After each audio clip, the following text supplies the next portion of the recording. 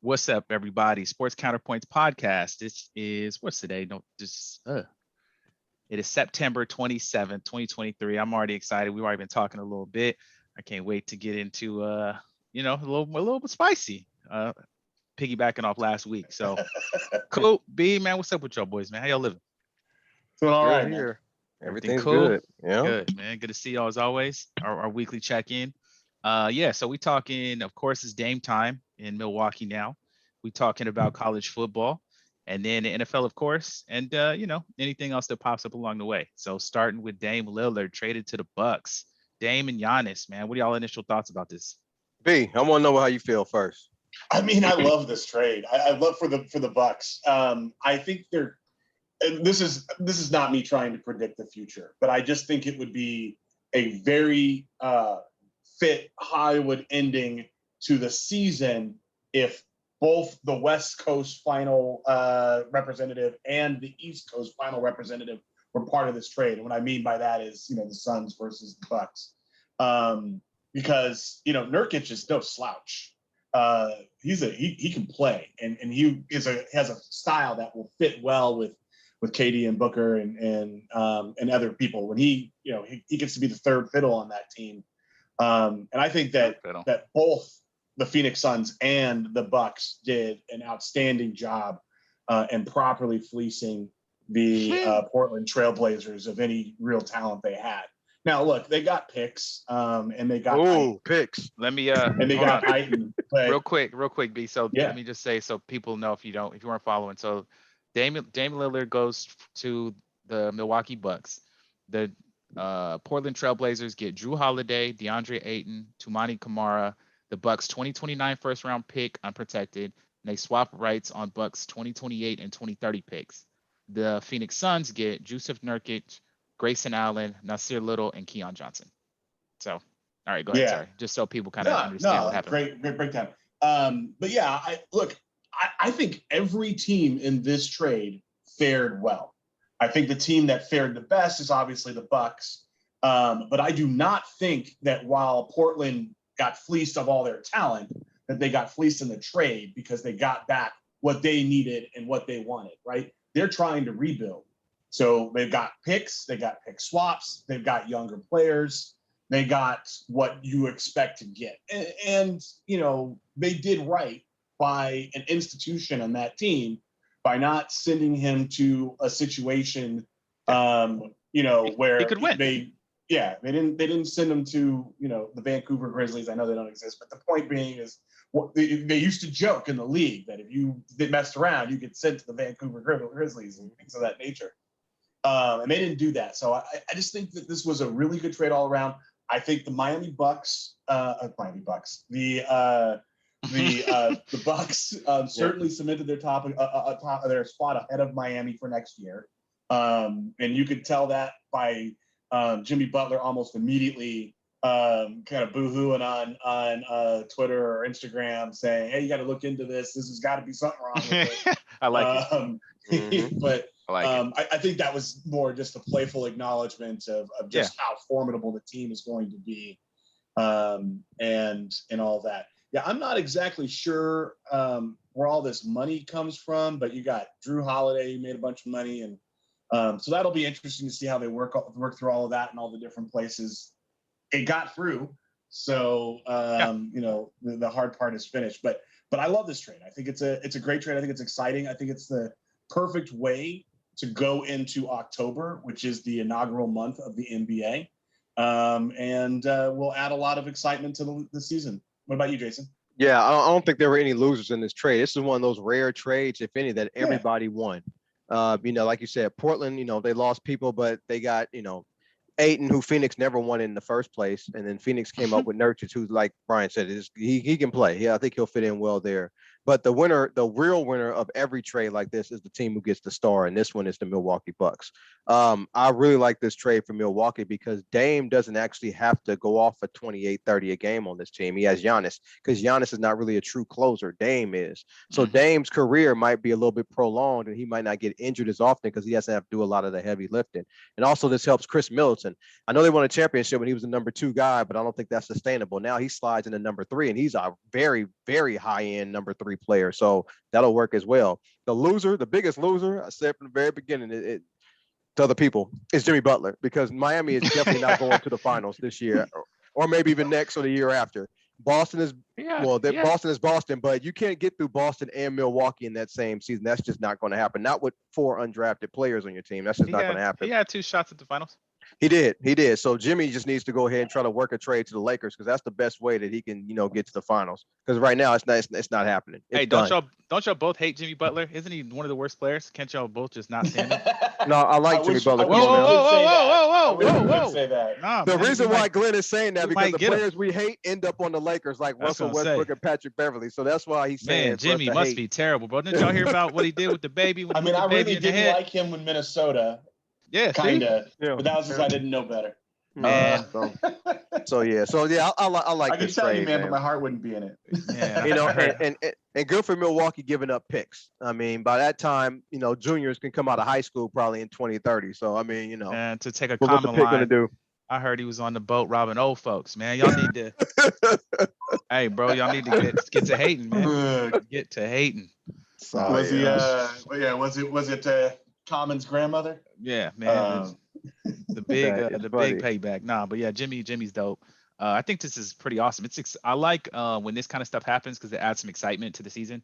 I know, there's years past where we watched every single Laker game. Brian, when I was staying with you, to the point of, I remember when they were having the dispute with DirecTV, and we were watching every Laker game on a tablet on like Time Warner, sitting in the game room, like here, locked in, watching Kobe. That's, I watched every game for seasons with my dad. Shout out to Pops, his birthday's in a couple days.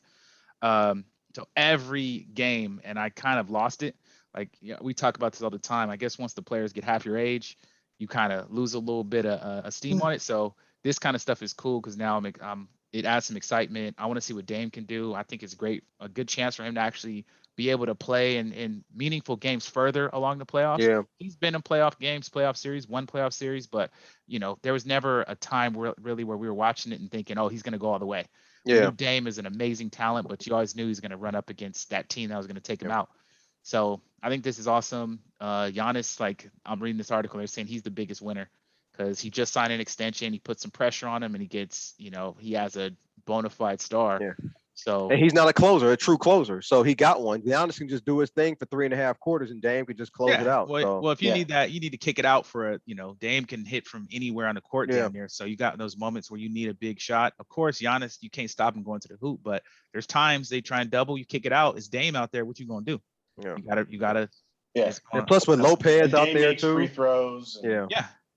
Lopez is. I mean, it's a really good team. Like, exactly. If you look at that team from beginning to end, it's hard to find the weakness. Yeah. If there was a weakness, it was having that cold-blooded closer, which there are a few people in the league who are anywhere close to that. Right. So when it comes to that, that's Dame. I mean, and it's great to be hopefully to get to see Dame play in the big moments, to see how he does on that stage.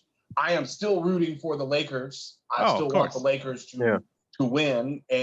But if it turns out that doesn't happen and Milwaukee were to get a win, a franchise I really hate for Black Lives Matter reasons, I would at least be happy for Giannis and Dame, who I think are two, or in Brook Lopez and Middleton, who I think are 4 players who play the game the right way with the right energy. It's easy to forget they're 3 years from a championship also. Like, it's not. It seemed like it was far away, but it seems like it was far away. It's not that long ago, and a lot of those guys are still there. Drew Holiday was a big part of that team, but you swap Drew for Dame, I take it. Yeah, I'll take that any day. Lose a little bit of defense, but you gain hell of scoring. Yeah. I mean, you got to score points. Yeah, I'm saying. I always go back to the whole Steph Curry and Marcus Smart. Marcus Smart was Defensive Player of the Year. Curry averaged 34 on him. So I mean, you can have all the defense you want. You got to score points to win these games. Hibachi, that dude had that dude like a Weber. Man, so and one last thing, people will think that how do you have all these people coalesce? Never forget that Dame was the big person who made it so that he's worked with other players in the entirety, and everyone had success. Mm-hmm. He's always done that. Yeah, McCollum did, and now he plays with a much better McCollum. He got Giannis, so yeah. That's true. That now he can. man, I think he's one of those guys that seems pretty selfless. He gonna get his anyway, so he's just gonna do what he do. That's that Yeah. town. You know what I mean? Shout out to Oakland too. So cool. All right, so Dame's over there in the Bucks, and that adds some intrigue to the season, which is awesome.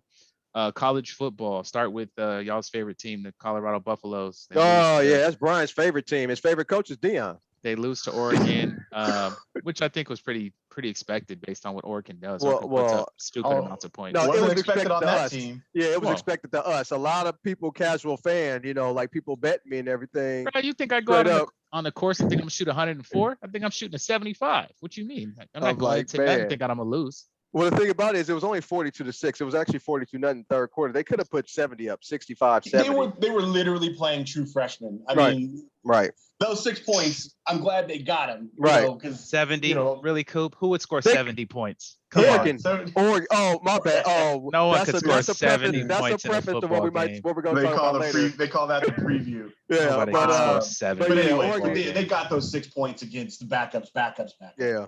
And, fine and all that other good stuff. But that was as close to a football curb stomp as you can Especially see for a in half. college football. Yeah. And not only did they put in the backups on the defensive side, but they put the backups on the offensive side because that could have easily been a 50+ spot.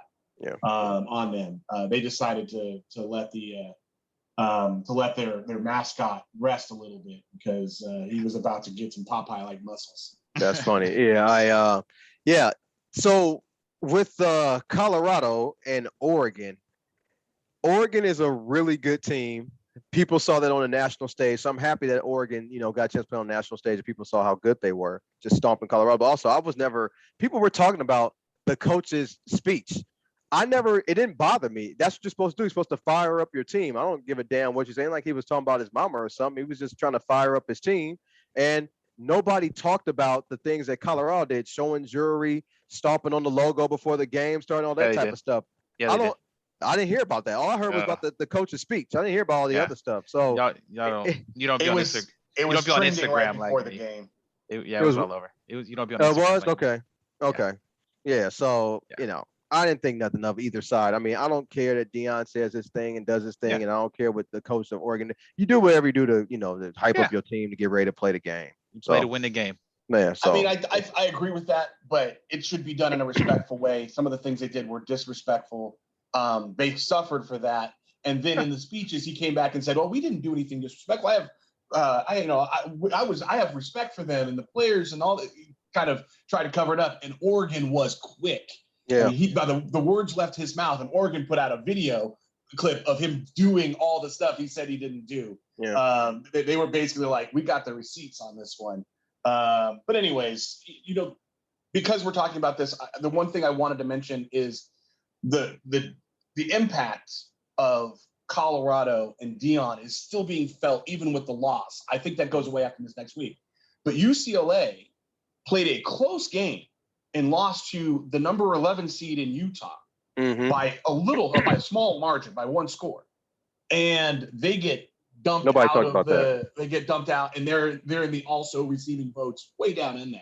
Whereas Colorado gets destroyed, and they're still getting more votes than most of the other people. I think they're just outside of the top 25 right now in the also receiving votes, but like almost double the amount of votes that UCLA got. And UCLA, I still think, is a quality team. And I think probably going to beat Colorado when they play them later this year. Kind of just looking at as before we kind of shift. So right now the top 10: Georgia, Michigan, Texas, Ohio State, Florida State, Penn State, Washington, USC, Oregon, Utah. Still interesting. I think the Pac, whatever the two. Yeah, Pac-2. Really Pac-2. still the best. They should just still be the best called- conference yeah. in football right now. They should call themselves the Tupac, but USC, Oregon, and Utah are top 10. Yeah. Washington State's in there. I mean, in the top. Oregon State's up there. Like Pac-12 had a really good season in their last. And it's last unfortunate. they go-round. really did. They have so many good teams, and in any other conference, when you have that many good teams and they beat up on each other, those one losses are not a big deal. Right. But in the Pac-12, you lose one, and it's a death sentence. You know, and like SC's got a really tough schedule. They also have one less bye week than most other college schools because they play Notre Dame in what would otherwise be their bye week. And they take that challenge on. And Notre Dame is no slouch. They have one of the toughest strength of schedules in the country. And if they get a loss or, you know, they're likely to be out. Even if they go their whole schedule and win all of their games, they still have to play one of those teams again. It's Utah or Washington. They're going to have to play in the Pac-10 or 12 championship. Yeah. And if they lose that game right before playoffs are decided, they're going to be cut down at the knees. It's unfortunate, but it's also the reason why the best conference in football this year is going away, is because they know that just by putting a Big 10 or Big 12 or SEC or one of these other names on the conference, that they no longer have to deal with that. And that's unfortunate. Damn, you got some games this weekend, man. USC at Colorado, Oregon's playing at Stanford. Dang, I'm into that. Washington State. So USC is favored by 21. Jason, I'll what do you take think on that one? SC. I'm gonna have to run that back to back. I had Oregon -20. I'm gonna have to run that back to back with SC. I think Lincoln Riley's just gonna crush that team seriously by 30, at least 34. They're gonna crush them. So I think the interesting challenge here will be not just the whether or not they can score a lot of points, because SC before last week, I haven't checked this week, had the best offense in the country. And their defense has been where there's some questions, although they're number 1 in the country in sacks and they're number 2 in the country for tackles for loss, which, you know, has always been USC's thing of late with the new scheme, has always been big plays. And they're finding a way to make those. So it'll be interesting. I think USC wins this one big enough to cover the spread. Go ahead. No, I was just saying the main reason why is because Colorado can't stop the run. So once they establish the run, Caleb Williams is going to go berserk. So it's not going to be that word. It's going to be ugly. So it's going to be ugly, and I'm going to be happy. You know? So it's good. Well, I like watching SC. So I think they've been cooking, and Caleb Williams is bruh's nice. Period. And USC, actually, like Brian, you've been saying, that people were talking about how the defense wasn't doing, but they're doing their thing too. Like they're not no slouch. Yeah. Look, the Pac-12 style of football has always been driven by big offenses, putting up lots of points, making big plays, making it exciting.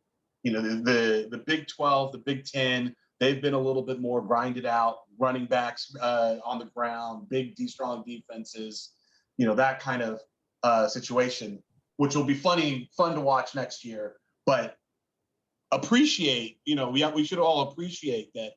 You know, styles make fights, and sometimes going over there, sometimes the best offense or the best defense is the best great offense.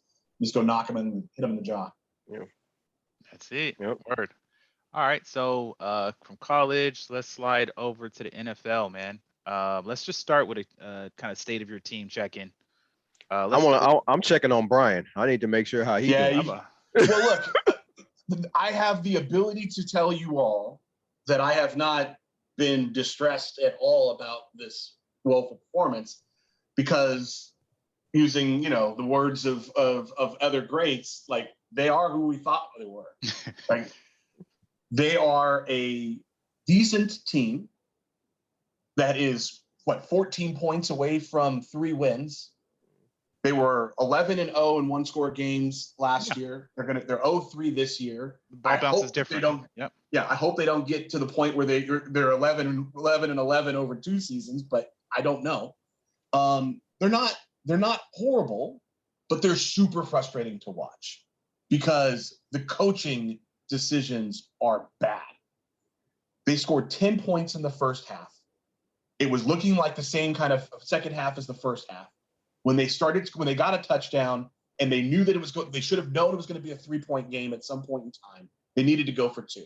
They didn't go for 2 that time. They didn't go 2 for next time. And guess what? They ended up throwing a pick when they're in the red zone, when they could have been kicking a field goal to bring it into overtime with throwing it in there. The stats that Kirk Cousins are putting up are miraculous. But like last year, when it comes time to make the big plays and win games, He's not the guy. He's just not the guy. He doesn't have the ability to close it down. So I'm okay. I mean, Addison looks great. KJ Osborne looks like a really great third wide receiver. Jefferson finally got a touchdown, but he's been outstanding. Yeah, he's tough.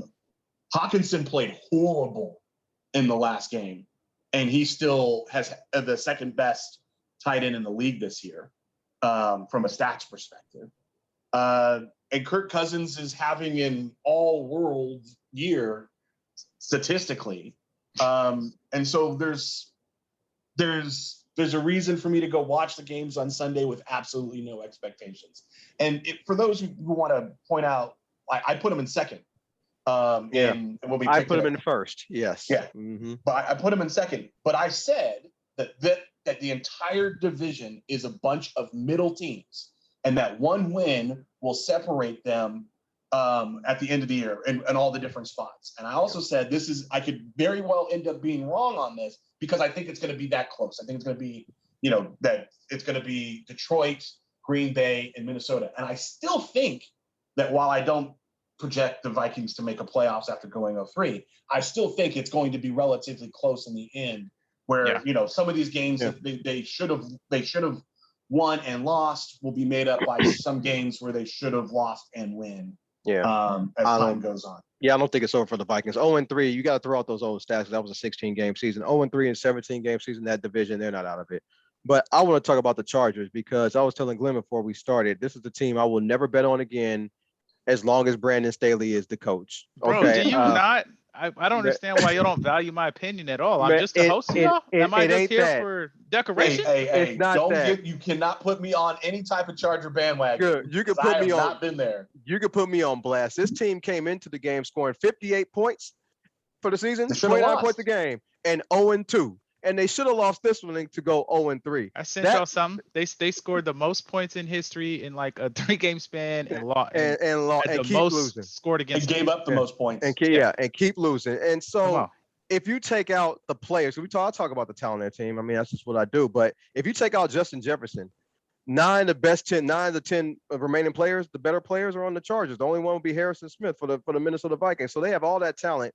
And Brandon Staley just always has these boys confused. I just don't get it. Minnesota should have won the game. I just already knew my money was lost. But then Kirk Cousins got the ball, so I said, okay, I got a chance. but that 4th and 1, I'm not trying to clown, but I was for real. I was like, oh, let me watch it because he might not do nothing. But that 4th and 1 play was probably one of the worst 4th and 1 plays I've ever seen in my life. They were in offset eye, and they hand the ball off to the least skilled offensive player on the weak side. What's an offset eye? Oh, offset eye. So they had the I guess what you want to say, the fullback or whatever on one side, and then they on the left side of the quarterback and the running back in the back, the tailback. And tailback was lined up in the eye behind the quarterback. So it was an offset eye. They give it to him. I think it was an offset eye. Maybe it was an eye formation. But anyway, they give it to the guy, the least skilled player on the team, going towards the weak side of the line, which means I think they only had 3 down linemen, and Minnesota had like 4 or 5 defenders over there. So they easily stuffed that play. And that was one of the dumbest plays I've ever seen. I thought they was going to give it to the running back, the sweep or something, but whatever. So Brandon Staley deserved to lose. That's when I was done. But then I remembered in my mind, I was like, oh, Kirk Cousins. Wait, hold on. Let me watch the rest of the game. And then Kirk threw the interception. No. It's not that. It's not that I'm clowning. It's only because I had a bunch of money on the Chargers. That's the only reason. So now I'm never betting on them as long as Brandon Staley is the coach. I just can't do it because it's too nerve-wracking. I can't do it. I just talked to myself on the show. I thought Joe was with me last week. I told you, didn't you remember? Not impressed. You completely forgot. I told you about the whole shit. Well, don't give me all the you guys stuff. You can go back. You can go back to the beginning. I did not say that the Chargers are going to be great, but I do acknowledge that they are one of the most talented teams in the NFL, and they are. Man, and the Raiders don't have that much talent in comparison to them. Well, see, so Glenn act right. Hold on. I'll check in. That's fine, but the comparisons. I mean, the only to me difference is if you start matching them up, they line up. You start talking about a star edge rusher, got him. Star running back, got him. Okay, so they got us quarterback. You start talking about tight ends. You start like this stuff doesn't. To star wide receiver, got him. Like, what's the? You know what I mean? It's the difference is. They have more. Y'all don't have a great coach. The difference is Staley's really bad. both are bad, but I'm saying let's not pretend. it's a third grade team. If they put it together, the offense is there. The defense I'll give you because you got But Jackson, you got there will Khalil's be pass. Joey there Bosa's will not be putting the work a in. coaching change, if not during the season, at the end of No, the there season. has to be. I hope they get And Sean I think Payton. Jason will probably make a lot of money next year because people are going to think that the Chargers are going to repeat history because of the Chargers. And if they even have a decent coach, they're going to be a very good team. Yeah. I mean, Justin Herbert went 40 out of 47 We're gonna for see. 405 yards, and then damn Leading near the lost the league game. in completion percentage. And damn near Yeah. lost. But speaking now, we can go to you, Yeah, GB Sunday it's night game. hey My man, first time watching the Raiders all season it's in there's full. sometimes things fall apart. You know what I'm saying? To quote the Roots album and the famous book. Erykah Badu. Yeah, The Roots. it's it's frustrating. I mean, see me on Madden for anybody who's on the wants to talk about it because I can show you how the talent we have. But I do think that there's more talent than is being displayed. Coaching decisions, and we always got some kind of drama. Right now it's Chandler Jones. I hope he's all right. I don't know what the situation is. It's kind of a weird thing going on there. I have no idea what's up. It's always some kind of issue. Tyree Wilson's slow to come on. He's still a rookie. Pause. He's slow to get up to speed. You know what I mean? So that's affecting us. Jimmy's throwing hella picks. The Jimmy Gimmies are in full effect. But I mean, you got Max who's full effort. You got Devontae full effort. Josh is getting stuff because no one's respecting the pass. But I definitely think it's more talent than you think. If you had these players on another team with other coaching, that offense is not at all something to sneeze at. Hunter Renfro out there, Devontae out there, Josh Jacobs, like that's the whole reason we were as Raider fans slightly excited because you have all these pieces. Got to put it together though. It doesn't matter to kind of quote the Charger thing. To me, all the talent in the world is great, but what do you do with it? What did keeping the quotes alive? J.O. Felony said, and I quote, "I can give it to you, but what you gonna do with it?" You know what I mean? And they're same thing, right? So it's you gotta actually put something to it and win. That shouldn't have been like that in the Steelers game. So, and it was a Steelers home game again. I was telling y'all about that. Like the move out there is great for lining pockets and making money for the NFL and creating a destination. And the Super Bowl, I'm sure, is going to be fantastic. Usher is going to be performing at halftime. It's going to be great. But as far as Raider fans, if you're local and want to build a fan base, you can't do it because they're not going to pay. I'm not going to take my family to see the Raiders, even though it's, the element of danger that everybody said was in Oakland is gone. The money is ridiculous. You're not going to spend $1,200 on 4 tickets for your kids to sit at the top of a game that's going to have all rival fans. If you live anywhere near Las Vegas, if you're traveling, you're from an opposing team, you're coming out there for that. Yeah, you'll spend the money because we came out here for this. So I think that's probably kind of the saddest part to me.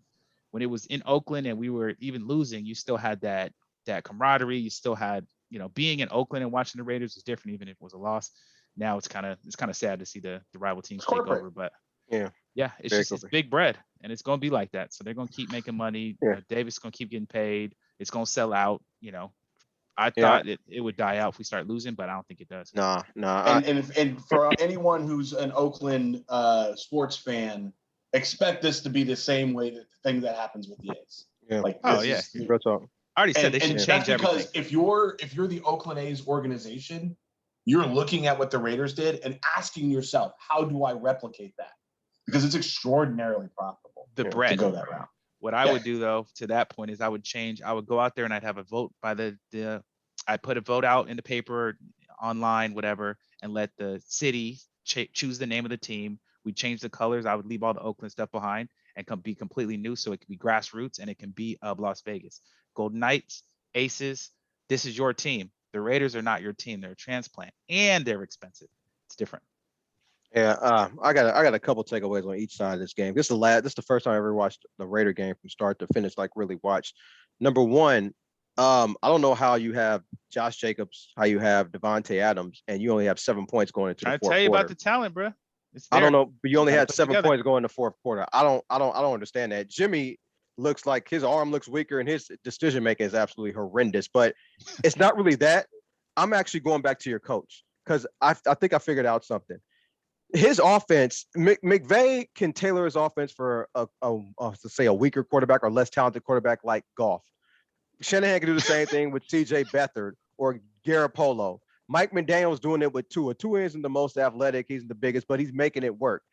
This guy, Josh McDaniels, can't do it. His offense is only as good as his quarterback. The only quarterback he's ever really had that was really good was Tom Brady. He can't adjust it for anybody. He took Mac Jones to the playoffs, but that's why yeah, he also got this job. But but it's defense took Mac Jones. Yeah, to the exactly. playoffs. So my point is, my point is Josh McDaniels is the problem because he can't tailor his offense to meet his personnel. He needs somebody great like a Tom Brady to actually run his offense, and I think that's a downfall for him. So many great skill players too. Like I'm telling you, bro. See me in Madden, man. We can score it. Will. Yeah. Can I ask? Well, I have a question for both of you. Really, one thing that I noticed in watching that game is that Hunter Renfrow doesn't seem like he has a spot. Non-existent. And this is a really talented, number 2 player on that team. Jacoby Myers is also really good, but they're just not finding a way, bro, with to a coach. And it's great to watch Devontae Adams get 172 yards, especially for our fantasy owners who have him. But they're just, if you're going to expect to get more than 7 points before the fourth quarter, you're going to have to spread it around a little bit. Well, the Raiders only averaging 15 points a game. This is not an offense. That's what's just so interesting is because he made, in New England, they made all these slot receivers superstars. And that's Tom Brady did. Could have been Renfro's life, man. Tom Brady did. But, yeah. I mean, yeah. It's only as good as his quarterback. That's his offense. It's only as good as his quarterback. That's it. Brady's up there always. So I can't even coop everything you said, man. It's happening. And we're just the Jimmy Gimmies, we're seeing them. I was laughing with mom because I was like, the difference I'm seeing is Carr was cautious, right? Carr threw it, he's accurate downfield, but he threw it when he know his guy was getting there, no one else. Jimmy's like, somebody down there, and he chucking it. But Glenn, just letting it go. Glenn, have you noticed? Because I hate it when people I used to hate these sports people always call, Jimmy's just a winner. Is nobody saying that no more? Nobody's saying he's a winner because he never was. He wasn't a winner. He was just being carried by a team. And now he's on a lesser talented team with worse coaching. He's not a winner no more. It's funny how that works. He never was a winner. Ever. And Brian's sitting there saying, he said he wasn't a winner in college. So it's like But I may have said something like this a couple years ago. Yeah. I just never believed in the dude. Yeah, I got you. But look, I'm not gonna just talk about the Raiders because I also watch Pittsburgh too, and their offensive coordinator Matt Canada, he's horrible. Najee Harris, who I like, talking about him forever, because from the Bay, Najee, I like him, but I don't think he's just that good. He's not an impact player in the running back position. And I saw a stat where the offensive coordinator for Pittsburgh, Matt Canada, since 2021, every team has had at least 400-yard offensive games, and the Steelers have had none. So they don't really generate that much offense. So I don't think this guy is you got a bad play caller and a limited quarterback. That's not a good combination. So I don't think Pittsburgh, I picked them to be in first place in the division. That looks like that's going to be, even though they're 2-1, I don't think that's going to be a good decision. I don't think that was a good decision at all. Do you know who's in their division? Yeah, Hurt Burrow. Didn't Baltimore just lose to the Colts? And then they got Massage Marty. So they got all those teams in there. But yeah. That was my take on that game. So speaking of quarterbacks being carried by their team, let's talk about the Niners. What's happening? Oh, here we go. So somebody has to nitpick something on the 49ers, and it's always the quarterback position. But I'm gonna tell you right now. That's you guys who do that. That's you. Right. What you 49er fans? This is what. This is not the rest of the world. As soon as he has a bad game or two. So I have to say, I don't like these Thursday night games. The 49ers just really don't play well. They just want to just get a lead and just kind of get out of there. But the Giants tried to force Brock Purdy into several mistakes by blitzing him on 37 out of 43 dropbacks. There were some penalties. So the stats was 31 out of 37, but there were penalties. So he got blitzed over 85% of the time, which is unheard of to me. I've never seen that happen to any quarterback, get blitzed so many times. And Brock Purdy, not only did he avoid injury, but he was able to throw some. He threw 2 almost interceptions, but he also made some really good passes out the blitz. But the thing the reason why I'm impressed, why he played a mature game, because he threw the ball where the blitz is coming from, and that's what you're supposed to do. You see a lot of young quarterbacks like Justin Fields, they just take off and run. They're not even going to throw the ball or even attempt to throw it or even try to read the blitz. And Brock Purdy did. So thankfully he didn't get hurt. I think he made the best pass of maybe the entire weekend when he was backpedaling. There was a free runner coming straight. No. It was a free runner coming at him on the left side, short side of the field, and he hit Ronnie Bell in the front corner of the end zone where he had enough room to catch the ball with two hands and get 2 feet in. There's another 7th-round pick. That was a really great pass because it took a lot of arm strength and accuracy to do that, backing up with no blocking, the free runner coming at you. So I'm just happy he didn't get hurt because the Giants really tried to kill him on every damn play. That pass to Debo, back shoulder on the right side was nasty, but all right. I like that, but I like the one to Ronnie Bell better. But I'm not saying Brock Purdy's top 10 quarterback. We all know he's not, but he's making passes, and that's what you expect him to do. Make good decisions. I'm not saying he's not. He could be. He could be. He's never lost a start in the regular season, start to finich. Because he's a winner, right? He could be. I just need to see. My thing is you got to see. When I was gonna see him against a good defense, he got hurt. So I just need to see. You got to put some stuff on tape. No doubt. You got to see more. Yeah. And it's not hating on Brock. I think Brock is nice. It's only been 9 games. Mm-hmm. Yeah. As chance would have it, one quarterback was blitzed more than any other quarterback in the history of the game this past weekend. Yep. You know who it was? It was Kirk Cousins? No, the other guy. Justin Herbert. Yeah. Really? Oh, I didn't know that. Yeah, I saw that. I didn't know that. The Vikings blitzed on 85-point-something% of their plays in that game. Yeah. And to Herbert's credit, he did exactly what you were saying that Brock Purdy did and threw for 400 yards. Right.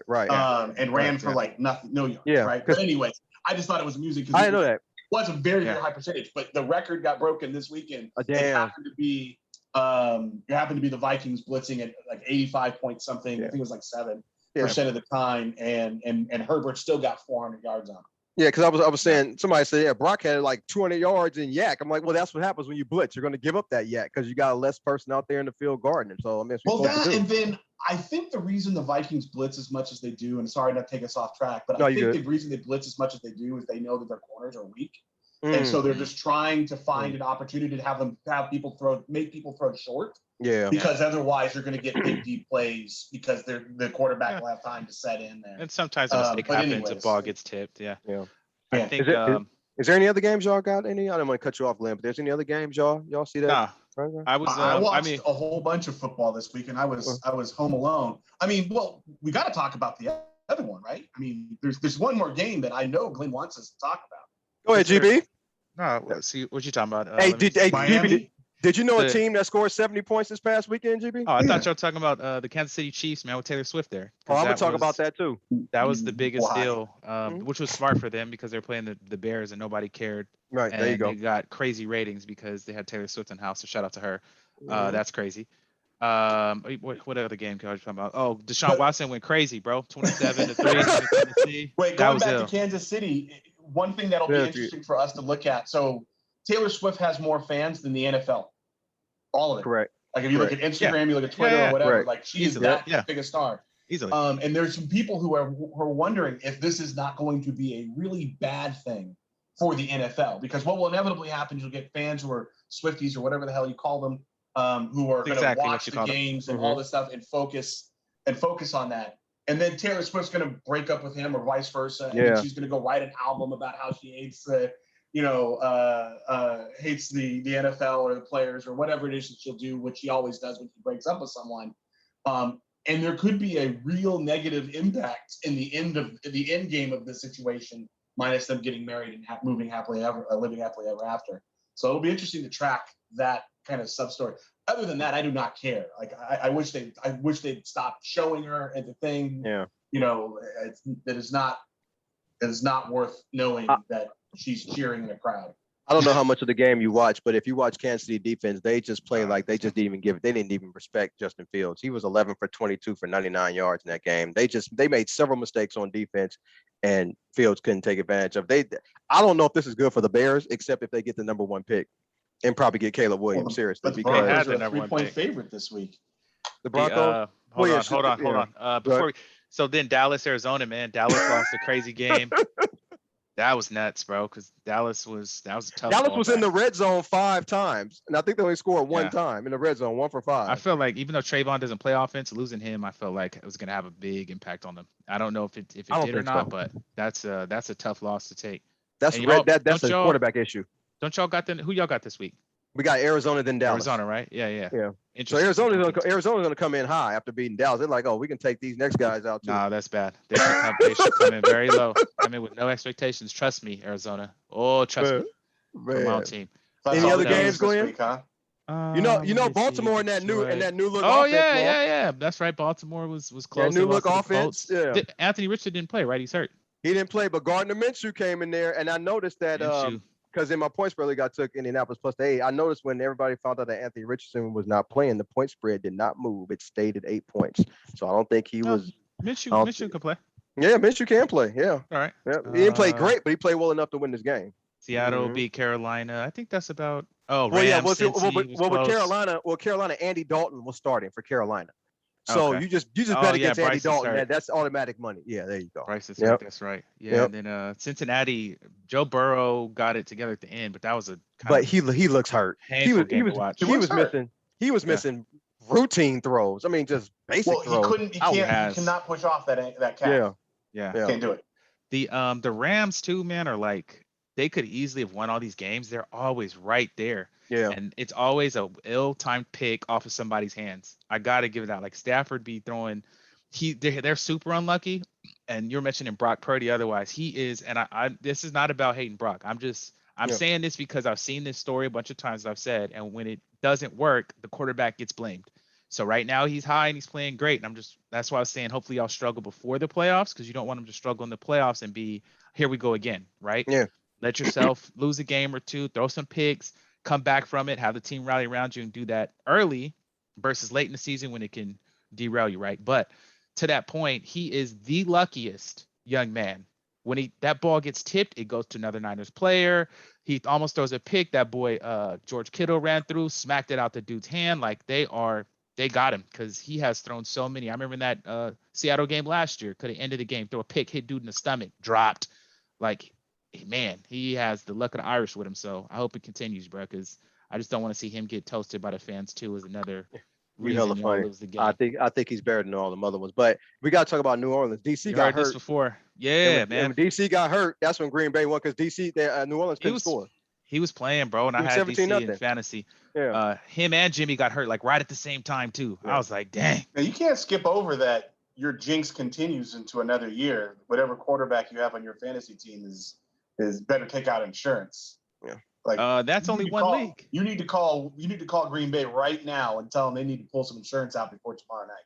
Man, that's only your league, bro. So maybe you should look at that. Commish. Every other league they fine. That's your league, bro. Your jinx is your jinx, bro. Got whatever the little the voodoo doll you got of me somewhere, man. Take the quarterback jinx off. Hey, Glenn. There's one more game that happened. I'll start talking about it. It's when I think it's your second favorite team, the Denver Broncos, got a 70 spot put on them by the Miami Dolphins. What? Now 70. I know 1966 last time that's happened. 70 what? 70 points. Yeah, 10 touchdowns. So in a game? Let me break this down to you. A lot of fans every other week always want to talk about how a team quits. I don't believe it. I think some teams just get beat. Usually maybe one time a year. One time a year, a team quits. Okay, what kind of team would be coached by? Who would coach a team that would lose 70-20? One time a year, a team quits. But I never seen it happen in week 3. When you give up 70 points in an NFL game, that's not a quarterback issue. It's not just a coach issue. That's a culture issue. Players aren't buying in. They're like, F it. Okay. We're just, it's whatever. You know what I'm saying? That's not the coach? No, I think some of that's on the coach too. It's not just him. It's the culture issue. It's the culture as well, is what I'm saying. The coach. So I think it's, but the coach just got there. Russell Wilson been there. I think he's 4-13 his last 17 games. Okay. He ain't Russell doing Wilson so well. wasn't horrible in that game though. 300 No, he yards. wasn't. Russell Wilson's not playing all that bad. He's playing okay. Yeah. The offense is, doing we take their production. But I mean, look, I'm just saying there's something going on there. I don't think the Sean Payton, I agree with Russell you. Wilson thing is clicking. That team at some point in time gave up, right? I mean, it was obviously not going well for him in the first half, but that second half was ugly. It was ugly to watch, and yet we could not look away. When you see the car accident about to happen, you're like, so is it going to be bloody? Like, right. You tune in a little bit, a little bit more. They keep track of the fastest speeds attained by players throughout the season. 8 of the top 10 are Miami players over the first 3 weeks, including I think 1 or 2 by Devon Achane, who had a huge game, And 200 what's yards. crazy is people are like, oh my gosh, Devon Achane, because he's not the name, rookie, 200 yards, touchdowns, this, that, and the third. Raheem Mostert killed it in that. He had 3 touchdowns in that game. You can't ask for much more.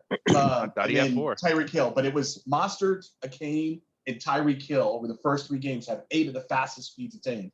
That is a very, very fast football team. And their coach is finding ways to use that speed. Keep them in motion. Punish teams for not being able to keep up. They needed 3 points to get the record, and he said it just wasn't.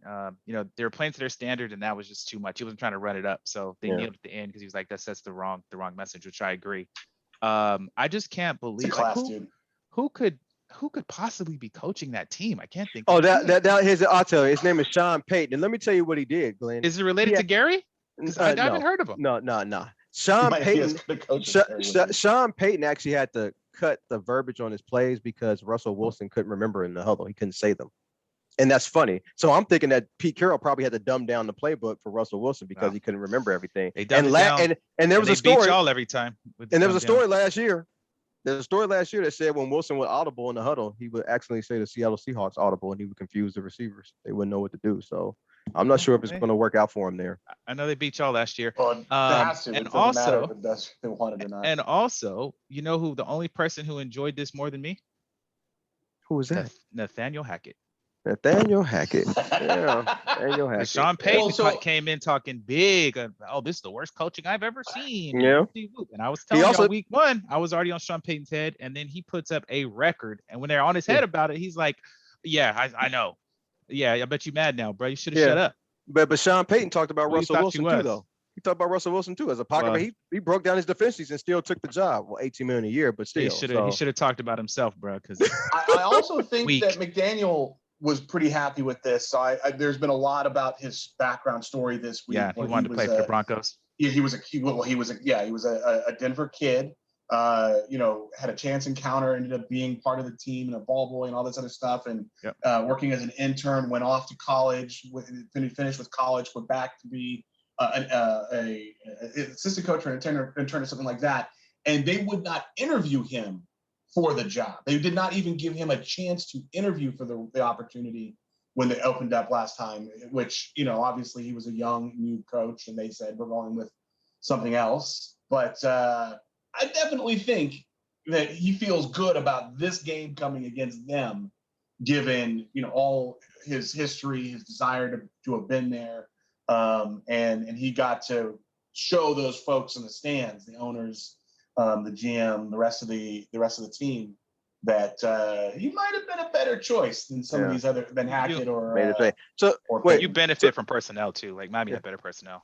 But okay, you still got to scheme them though. I mean, Chargers got personnel on defense, and they defensive coach can't scheme them. Miami speed, and it's insane. But go ahead. Yeah. So I want to ask you guys this. So I said before we did our preview show for the NFL, I said I think Russell Wilson has kind of lost it. And I didn't pick him to go to the playoffs, and I just don't think it's going to be that bounce back year everybody is saying. And, he is owed $69 million less than Deshaun Watson, so on that fully guaranteed deal. But I want to ask you guys, if Russell Wilson was a free agent right now, what kind of money you think he would have got for a year? Because he would have gotten right now. 35? No, I'm talking about right now. If he was a free agent right now, this moment. Yeah, 35. What would he get for 1 year? You think he would get 35? That's like mid-range. So, you think he would get $35 million for 1 year right now, the way he's playing? That's mid-range. Yeah, I think he would get the same kind of money that they gave the deal for the Giants. Why wouldn't he get at that this money? moment right now? Jimmy, all of them. Like that's the thing about it though. That's mid-range quarterback money right now. That's what I'm saying. Daniel Jones is I think a good comparison. Oh no, Daniel Jones is horrible. But yeah, I get you though. I mean, I'm talking about from a deal perspective. Yeah. Oh. Like he just got his new deal this offseason. It was a mid-market deal in this current quarterback market where the prices are super inflated.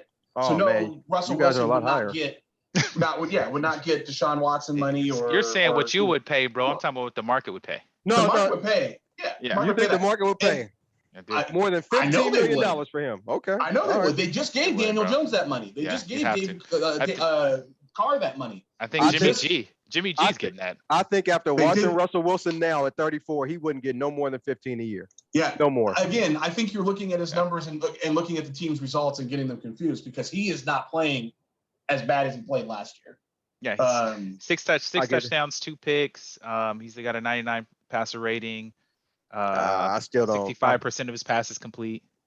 No I still fumbles. don't think he would have a market. That's just me personally. I don't think he would have a market. Yeah, that's cool. I'm just basing it off with what the Kirk league Cousins? does.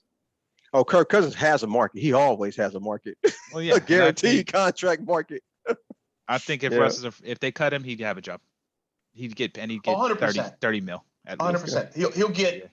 I don't even know what Daniel Jones makes, but he'd get Daniel Jones money. Oh, don't worry about it. Daniel's one of the top dudes, so that's crazy. No, he ain't. No, he's not. He's not top. He's not. He's not one of the top. No, he's not one of the top. I thought he was getting like 45. His contract was like 4 years, like 68, 4 years, but it was like 82 guaranteed. 82 was guaranteed. Yeah, that's very. that's, Yeah, 4 that's years, not too 82 bad, man. guaranteed. Yeah. They're cooking him like it was terrible. That's actually not that bad. Daniel Well, I mean, Jones is tied for 10th as far as money with 160. Stafford, and Prescott, and just ahead of Carr. And like I said, Daniel Jones, Derek Carr tough. money. That's about right to me. Yeah, Daniel Jones has tough. $82 million fully guaranteed for 15 that's touchdowns. tough. 15 touchdowns. And they're about to be last place. They're about 0-3 right now. 1-3, That's 1-2, something like that. But but to the point, he would get paid middle of the road, and that's what I think. All right, so one last thing, as far as that Miami game. So I was laughing because of Peyton. Russ is whatever at this point, but Sean Payton, because he talked too big to me to get cooked like that, like historically cooked. So that was funny to me. And I was on Sean Payton's head since week 1 and when we played them. But I'm also going to the game where the Raiders are playing the Dolphins in Miami. So I'm just hoping that it's no more than 65. Oh, damn. Hoping. Okay. Degrees? Oh, that too. Oh, that too. But man, Okay. please don't let him get the 73 on y'all, please. I've seen it happen. We're always somehow, some way. Kenny Pickett's never had a 2 multi-touchdown game till he got to Vegas. Always happens. So I'm like, bro, please don't let these fools put up 75 on us. They do. I'm still gonna be having a good time, bro. Tequila in hand. Please believe. But man, Yeah. we definitely ain't got no defense for that. Well, I mean, y'all ain't got no defense, period. I mean, come on now. It's, I mean, I'm saying, but please, we gonna see. I that think don't mean y'all gonna get blitzed. Y'all might just give up 30 or something. You might be 30 to 20. So before we move That's on, what I'm let's pick hoping. a couple of games for this week and talk about them real quick. Yo, let's look at We got Detroit as a favorite over the Packers tomorrow. I'm taking the Packers. Who you got? I got the Packers. Excuse me. I'm going to take Detroit. Okay. All right. That's an extra shot. We'll bet on that one. Okay. Here's another one. We got Miami and Buffalo. I'm taking me. It depends on what the weather is in Buffalo. If it's really decent weather, I'm taking Miami. I don't take Miami in cold weather games. I don't do it. Even cold, they could run though. I don't think do it's it. gonna matter. Buffalo's But it's going to be 62 degrees and cloudy, no rain. Yeah, I'll take Miami. My boy's throwing picks, man. Like their offense is prolific, bro. Yeah, no, I like Dolphins on that one. Denver, Chicago. Who you like? Oh, my bad. Vikings and Panthers, battle of the 03s. Oh man, if Andy Dalton's playing, I'm taking the Vikings. As a matter of fact, Andy Dalton's not playing, I'm still taking the Vikings. Yeah, I'm taking the Vikings. Yeah, I think the Vikings get right on this one. They've been pretty close. I do think that they actually win this game. I like that Denver Chicago game, and then give me a final score. I'm taking Denver, and since Chicago is horrible, I'm taking Denver 27-13. About you, B? 27-13. Yep. That's an awful lot of offense for a bunch of quarterbacks. That's a touchdown. You know what the over-under is? You know what the under is 46. Yeah, the 46 is the over-under, and I got the 40. Spread is 3.5. Yep. I'm gonna take Denver, and I wish it was 2.5 instead of 3.5 because I do think this might be a field goal game. But because I'm gonna go that way, I'm gonna call it 17-21. Yeah, I don't think it's that close. Chicago is horrible. They don't know what they're doing on anything. Have you watched Denver? It's a home game. Have you watched Denver? Yeah, I have. They're not Chicago bad. Denver's bad. Or They ain't last Chicago week. bad. Nobody Chicago bad. No. Nobody. 70 piece. History says no one's Denver bad. Hey, that's fine. League's been Chicago. around 104 years. Okay, we will talk about it next week. And when Chicago loses by double digits, we'll revisit this. Okay, I'm trying to tell you. But we'll talk about it next week. That's All right, good. if they, All if right. they, Raiders, Chargers. Oh, you know Oh, it's Glenn, Raiders. who you got? Oh, it's Raiders. Watch. We played them. We always played them tough, bro. It's gonna be close, but we're gonna win. I'm pleading the fifth. We always played them close. That's smart. That means he wants to say Chargers, but he's afraid to do it. No. One Coop ain't never I been know afraid. it. I know it. Tell He me ain't I'm never wrong. been. No, He ain't never. no, seriously. I'm He gonna just plead said the fifth. he literally said he can't bet on the Chargers anymore I after last can't. week, and he can't bet on the Raiders after last year. So he just like, No, I can't. DB, tell me what happened. I didn't ask him to bet on it. I just asked him to pick the game. Look. Look. It's a 5-point spread. Who's the home team? It's Chargers- Chargers okay. at The home, Raiders. minus The five Raiders. and a half. Okay, I'll take the Chargers. They're at home. No, I'm taking the home team. hold on though. This is the only home game the Raiders get. You don't understand. LA's a Oh, Raider really? town. Like it's black in the stadium. I 100%. This is agree the with that. only home game we're Okay. getting. I No, it's a 100% home game agree for with sure. that. I'm taking Yeah. Las Vegas. I'm taking Vegas. Now we All right. for I'm taking sure the to home lose team. Stand now. alone on Yeah. the Chargers. Yeah. We for sure to lose now once Coop sided with us. Nah. Okay. Usually All we right. won. I don't want you for sure to lose because I'm not betting on you guys. When y'all bet on you guys, I win. So I'll take the Chargers. Right. So it'll be 2 Right. on the Chargers and then 1 on the Vegas. That's Yeah, cool. we gonna Now, see. now, All who right, do do the 49ers cover the spread? I think we all know it's they're going to 13 and a half, right? 14. It's 14. 14. We play Dallas the following week. I say no. I don't like taking Kyle Shanahan as a big home favorite. He hardly ever covers those games. No, it's a division game. Arizona usually plays as tough. They're gonna come in with some I confidence. won't We got ask you if you Dallas. think. I think Yeah. everyone thinks that they're going to win. Right. Are you Yeah, guys it's in just a matter. is it in San Francisco or It's San San Francisco. Francisco. It's 14 is San it in Francisco. Santa Clara or is it in It's Arizona? right across the street from Great America. Okay, Santa yeah. Clara. I can get there in 20 minutes. San Francisco Yeah. takes me an hour. Oh yeah.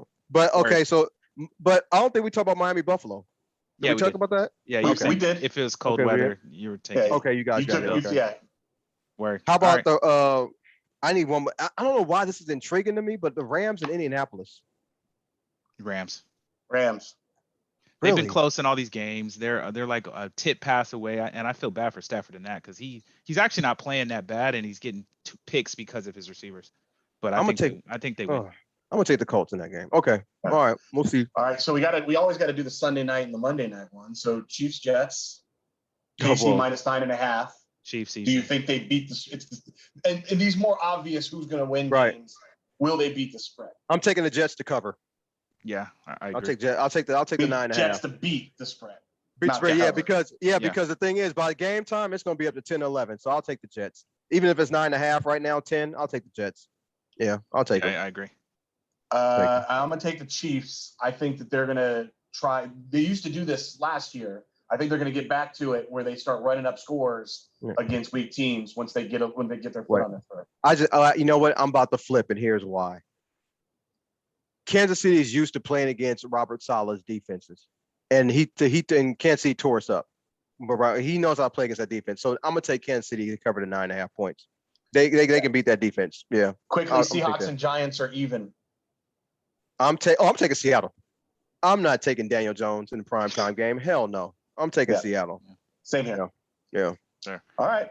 All right, cool, man. Always a pleasure, guys. Let's wrap it up. What's hella hogwash? B, go ahead. What's hogwash?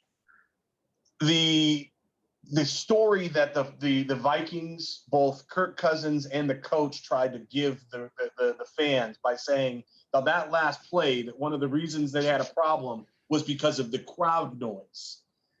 The crowd noise did not force Kirk Cousins to throw into triple coverage into Hawkinson, who was having a horrible night and had already had a fumble, which led to a pick. Instead of going to Justin Jefferson, Addison, or Osborne, who were having very solid nights on the most important game. If you have triple coverage on one guy, I'm pretty sure one of the other 3 is single covered, and you should give those people the opportunity in that situation. It was a horrible play call. It was a horrible, silly excuse, and it's hella hogwash that they tried to make it and embarrass themselves in front of the fans. Yeah, my hogwash is the LA Chargers. Okay. Not only that 4th and 1 play from the 20. Glenn, I see your face. And I did pick it. Yeah, I mean, I know I won, but still.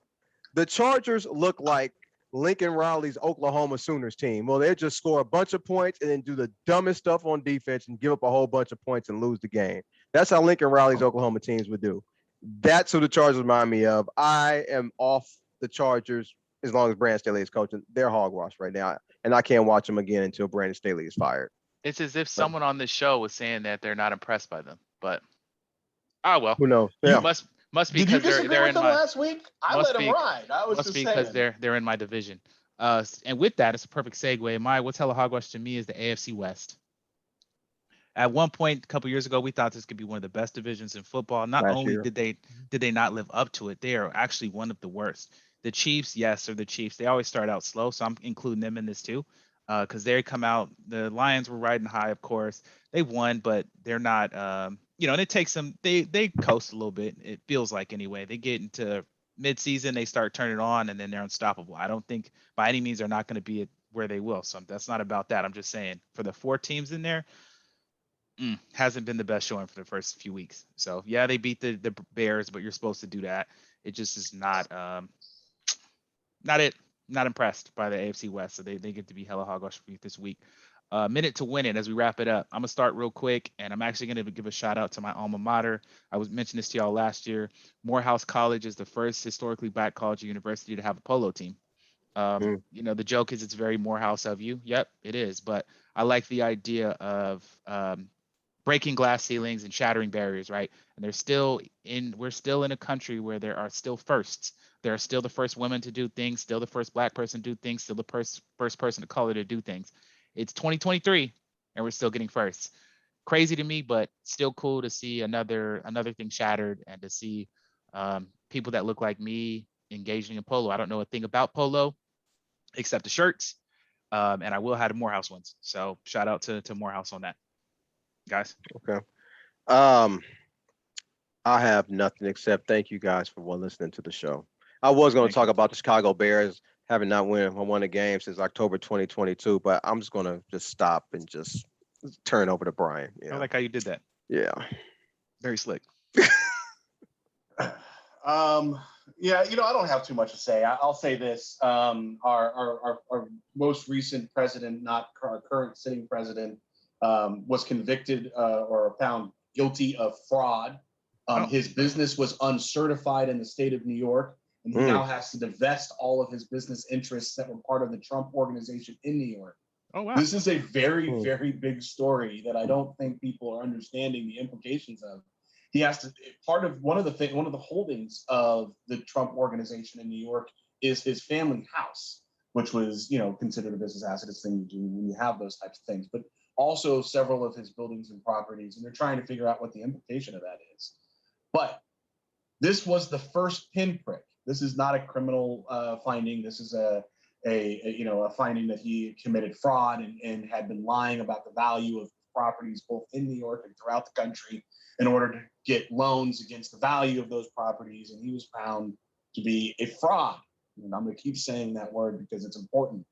I'm just kind of hoping that this is the first, again, pinprick for a prick as he tries to run for president again. As we're doing this podcast, the second Republican debate is continuing on. He is not part of it, but there's a lot of reasons for a lot of people to start doing some research into these other candidates and hopefully understand. It's my hope, but not necessarily a requirement, that people really look into all the things that the current president and his staff, I think it's important because so much of the work is done by his staff, have done. So anyways, with that, keep studying, keep looking. There it is. Sports Counterpoints. It's September 27, 2023. Happy birthday, Dad. We'll catch you next time. Peace.